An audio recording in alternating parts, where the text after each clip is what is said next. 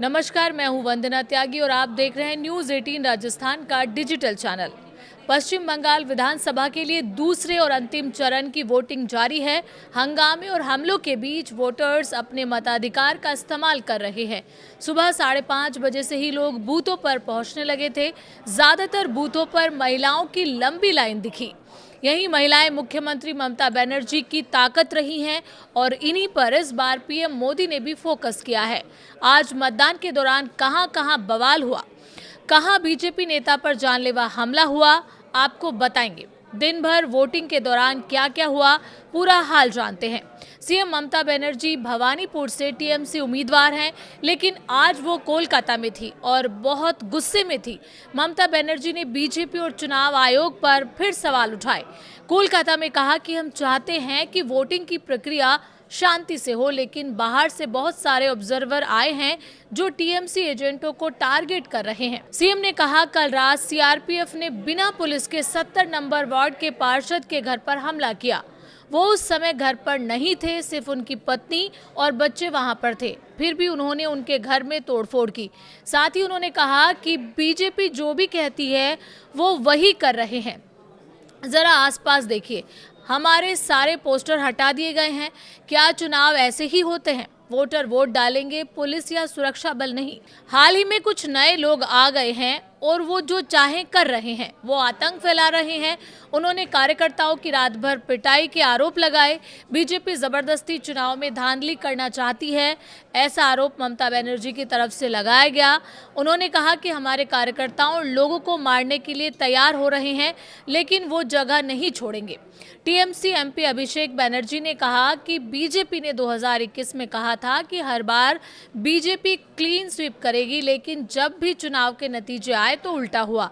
इसलिए ये आपकी जिम्मेदारी है कि आप जाकर बीजेपी नेताओं से पूछें कि इस बार जब उन्होंने कुछ भविष्यवाणी की है तो आखिरकार वो टीएमसी के पक्ष में ही गई हैं। अमित शाह ने कहा था कि उन्हें 2021 में 200 सीटें मिलेंगी, लेकिन टीएमसी 200 सीटों को पार कर गई। उन्होंने कहा था कि उन्हें लोकसभा में बंगाल में 30 सीटें मिलेंगी, टीएमसी को 29 सीटें मिली। इस बार वो 177 कह रहे हैं, इसलिए उनके ट्रैक रिकॉर्ड के हिसाब से 50 से नीचे चले जाएंगे।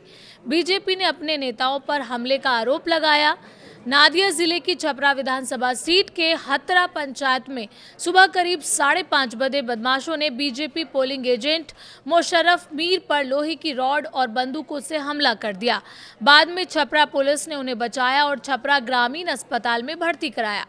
वहां उनका इलाज चल रहा है और उनके सिर पर 6 टाके लगे हैं। एंटली सीट से बीजेपी उम्मीदवार प्रियंका टिब्रेवाल की कोलकाता के एक पोलिंग बूथ पर पोलिंग अधिकारियों और सुरक्षा कर्मियों से बहस हो गई। यहां बीजेपी के पोलिंग एजेंट को बूथ का साइज छोटा होने की वजह से बाहर भेज दिया गया। टीएमसी के चुनाव एजेंट भी बहस करने लगे, जिसके बाद दोनों को बाहर कर दिया गया। हावड़ा के बाली में ईवीएम में गड़बड़ी की बात को लेकर हंगामा हो गया। सीआरपीएफ जवानों ने 2 लोगों को हिरासत में लिया। राजराहट गोपालपुर विधानसभा क्षेत्र के पंचनंतला, घोषपारा, कोस्टोपुर में और चांदी बेरिया नवजागरण क्लब में ईवीएम में गड़बड़ी की खबर मिली। अब दिक्कतें ठीक हो गई हैं और दोनों बूथों पर वोटिंग फिर से शुरू हो चुकी है। आपको बता दें, पिछले फेज की तरह ही इस चरण में सुरक्षा के कड़े इंतजाम किए गए हैं। केंद्रीय बलों की कुल 2321 कंपनियां तैनात की गई हैं। इसके अलावा 142 जनरल ऑब्जर्वर, 95 पुलिस ऑब्जर्वर और 100 एक्सपेंडिचर ऑब्जर्वर तैनात किए गए हैं। वोटिंग के लिए 41,001 पोलिंग स्टेशन बनाए गए हैं। दूसरे फेज में कुल 294 सीटों में से 142 सीटों पर वोटिंग हो रही है। 1448 उम्मीदवार चुनाव मैदान में हैं। इनमें 220 महिलाएं हैं। कुल 3 करोड़ 21 लाख वोटर्स अपने मताधिकार का इस्तेमाल कर रहे हैं।